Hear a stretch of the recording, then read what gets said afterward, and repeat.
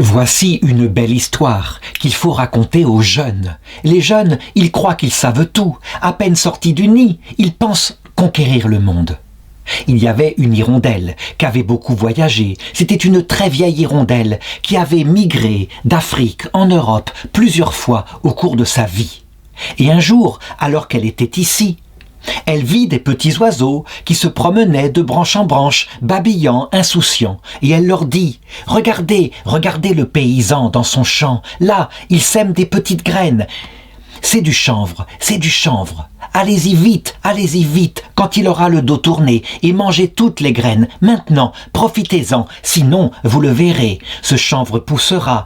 Et bientôt, à l'automne, pour vous, on fera des cages et des pièges et des ficelles. » Les oisillons l'écoutèrent et se moquèrent d'elle. « Il y a trop à manger dans l'autre champ et des graines bien meilleures. Jamais nous n'irons ainsi faire tel labeur. » Un peu plus tard dans la saison, le chanvre avait germé et était poussé en fines tiges toutes vertes.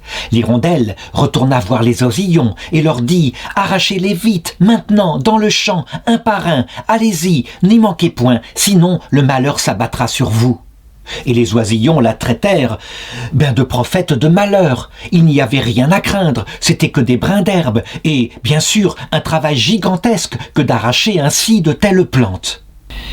Puis arriva l'automne, et l'hirondelle leur dit « Regardez ce chanvre, il est poussé en plante, vous n'y pouvez plus rien. Mais suivez mon conseil, partez pour d'autres cieux, partez avec moi, pour l'Afrique par exemple, ou alors cachez-vous dans des trous, dans des lieux où nul ne pourra vous attraper. » Les oisillons ne l'écoutaient pas plus, et las de l'entendre, ils s'amusaient entre eux et la considéraient comme la triste Cassandre qui à Troie annonçait le malheur à venir. Et c'est ainsi que l'hirondelle partit. Elle partit pour un pays meilleur. Les oisillons restèrent, et on les attrapa, et on les mangea.